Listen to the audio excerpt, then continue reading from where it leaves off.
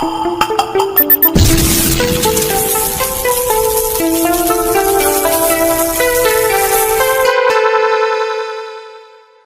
बच्चों, कैसे हैं आप लोग। बच्चों आज आपके लिए लेके आए हैं इप्सो अटैक। इलेक्ट्रोफिलिक सब्स्टिट्यूशन का ही एक ये पार्ट है, तो आइए जानते हैं क्या होता है इप्सो attack. Consider electrophilic substitution on a mono substituted benzene. हम जानते हैं कि यहाँ पे कोई ग्रुप लगा हुआ है आर, और इसके रेस्पेक्ट में जो नेक्स्ट पोजीशन है वो ऑर्थो होगी। यहाँ पे ऑर्थो, ये मेटा मेटा, और ये हमारी फोर्थ पोजीशन पैरा होगी। आप जानते हैं कि यहाँ पे ऑर्थो मेटा पैरा पे हर एक कार्बन पे एक एच कैरी कर रहा है, एक एच प्रेजेंट है। अगर इलेक्ट्रोफिलिक सब्स्टिट्यूशन की बात करें तो यहाँ पे नया इलेक्ट्रोफाइल आएगा और इन ऑर्थो मेटा पैरा से क्या करेगा, एच को बाहर निकाल देगा, सब्स्टिट्यूट कर देगा और उसको रिप्लेस करेगा अपकमिंग इलेक्ट्रोफाइल। तो अगर ऑर्थो पे रिएक्शन होती तो रिएक्शन कहलाएगी ऑर्थो सब्स्टिट्यूशन। तो बनने वाला कंपाउंड आपको कुछ ऐसा दिखाई पड़ेगा। अगर मेटा पोजीशन पे रिएक्शन जाती है और अपकमिंग इलेक्ट्रोफाइल यहां से एच को रिप्लेस से सब्स्टिट्यूट करता है, तो बनने वाला प्रोडक्ट जो होगा मेटा सब्स्टिट्यूशन के बाद वो कुछ ऐसा दिखाई पड़ेगा।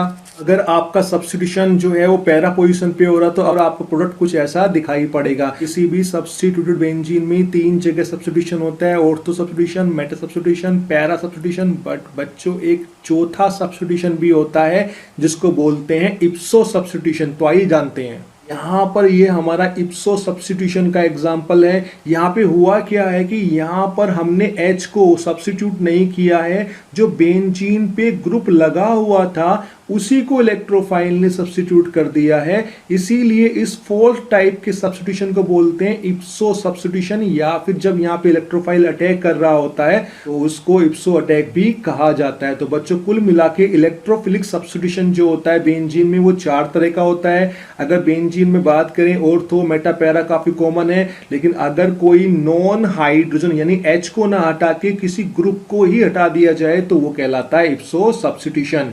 Electrophilic substitution in aromatics in which non-hydrogen substituent is replaced by upcoming electrophile। बच्चों डिस्कस किया था कि जहां पर आपका H सब्स्टिट्यूट ना हो बल्कि आपका बेंजीन पे लगा हुआ कोई ग्रुप ही सब्स्टिट्यूट हो जाए इलेक्ट्रोफाइल के थ्रू, तो वो रिएक्शन कहलाती है इप्सो सब्स्टिट्यूशन, और वहां पर जो ग्रुप हटा है वो कहलाएगा इप्सो substituent. It is also called fourth type of electrophilic substitution. Examples of इप्सो attack और सब्स्टिट्यूशन। सर जब इतना अच्छा है इप्सो अटैक तो हमको दिखाई क्यों नहीं देता है। बच्चों कुछ स्पेशल केस है, केवल आपको वही दिखाई पड़ेगा। तो आइए जानते हैं वो 4 कॉमन एग्जाम्पल जहां पे आपको देखने को मिलेगा। पहला है हमारा ब्रोमो डीसिलाइलेशन, दूसरा है प्रोटो डीसिलाइलेशन, तीसरा है प्रोटो डी एल्काइलेशन, चौथा है आइसोमेराइजेशन ऑफ ऑर्थोजाइलिन। तो आइए यहाँ पे इसको डिस्कस करते हैं कि कहाँ पे क्या और कैसे होता है। तो आइए बच्चों पहला लेते हैं ब्रोमो डीसिलाइलेशन। हमारा एग्जांपल है इप्सो अटैक या इप्सो सब्स्टिट्यूशन का। तो यहाँ पे थोड़ा ध्यान दीजिएगा, ये जो आप यहाँ पे वर्ड देख रहे हैं ये कुछ टर्म से मिलके बना है। डी, यहाँ पे डी लगा हुआ है, डीसिलाइलेशन। ये आप जानते हैं डी माने होता है रिमूवल। तो जहाँ पर भी डी किसी टर्म से पहले लगा होता है तो उसका मतलब होता है कि वो टर्म या वो ग्रुप जो है वो बाहर निकल जाएगा।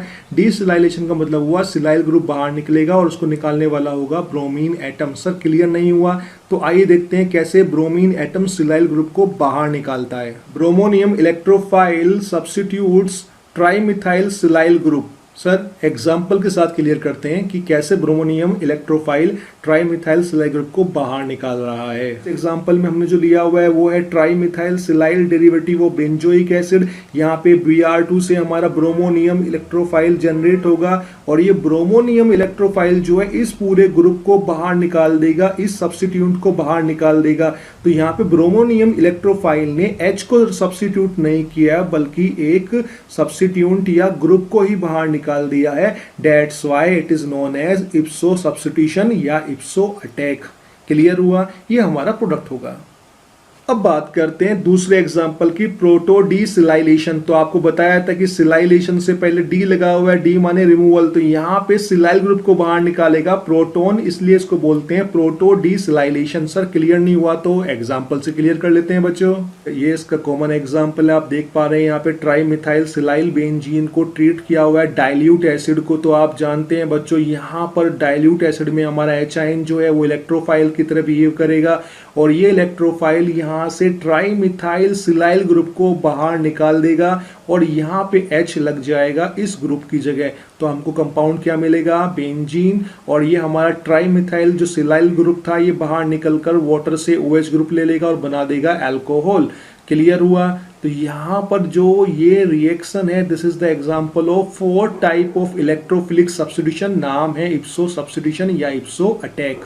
बच्चों अब तीसरा एग्जांपल लेते हैं। तीसरा है हमारा प्रोटो डी अल्काइलेशन। तो देखिए अल्काइलेशन से पहले डी लगा हुआ है तो मतलब क्या हुआ, एल्काइल ग्रुप बाहर निकलेगा और निकालने वाला इलेक्ट्रोफाइल होगा प्रोटॉन। सर क्लियर करते हैं एग्जांपल के साथ। बच्चों टर्शरी ब्यूटाइल बेंजीन है, यहाँ पे इसको ट्रीट किया हुआ है डाइल्यूट एसिड के साथ में, आप जानते हैं। तो यहाँ पे जो हमारा इलेक्ट्रोफाइल होगा वो H+ यानी प्रोटॉन होगा और वो इस ग्रुप को बाहर निकालेगा, H को बाहर नहीं निकालेगा, इसलिए कहलाता है इप्सो सब्स्टिट्यूशन। तो देखिए पूरा ग्रुप बाहर निकाल दिया है एल्कोहल बना के और यहाँ पे लग गया है हमारा H, बन गया है हमारा बेंजीन। तो ये हमारा तीसरा एग्जाम्पल था इप्सो सब्स्टिट्यूशन का। अब लेते हैं चौथा और आखिरी एग्जाम्पल जिसका नाम है आइसोमेराइजेशन ऑफ ऑर्थोजाइलिन।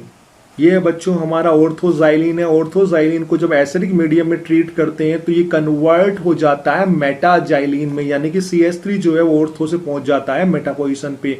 सर क्लियर नहीं हुआ, बाकी तो ऊपर वाले तो क्लियर हो गए लेकिन ये क्लियर नहीं हुआ। तो मैं जानता था आपको दिक्कत होगी, इसलिए मैकेनिज्म डिस्कस कर लेते हैं इसका। देखिए बच्चों ये हमारा डाइमिथाइल बेंजीन है। यहाँ पे आप 2 मिथाइल ग्रुप लेंगे, दोनों का इलेक्ट्रॉन डोनेटिंग नेचर होता है। तो यहाँ पर बेंजीन ज्यादा इलेक्ट्रॉन रिच हो जाती है और ये हमारे इलेक्ट्रोफाइल पे बहुत तेजी से अटैक करती है। तो पाई इलेक्ट्रो डेंसिटी हमारे इलेक्ट्रोफाइल पे अटैक करेगी, जिससे हमारा जो यहाँ पर एरिनियम आयन कॉम्प्लेक्स या सिग्मा कॉम्प्लेक्स बनता हुआ दिखाई पड़ेगा। आप देख रहे हैं यहाँ पर रीअरेंजमेंट होता है, जिससे होता क्या है बच्चों, रीअरेंजमेंट यहाँ पर क्या हुआ बच्चों, मिथाइल ग्रुप ने ऑर्थो पोजीशन से मेटा पोजीशन पे रीअरेंजमेंट हुआ और उसमें इलेक्ट्रोफाइल H+ बाहर निकला, मिल गया मेटाजाइलिन। तो बच्चों आज हमने इप्सो सब्स्टिट्यूशन या इप्सो अटैक डिस्कस किया। इसके 4 एग्जांपल होते हैं। पहला था आपको बताइए ब्रोमो डीसिलाइलेशन, दूसरा पढ़ा हमने प्रोटो डीसिलाइलेशन, तीसरा पढ़ा हमने प्रोटो डी अल्काइलेशन और चौथा था हमारा आइसोमेराइजेशन ऑफ ऑर्थोजाइलिन। होपफुली आपको ये क्लियर हुआ होगा। अगर फिर भी कोई प्रॉब्लम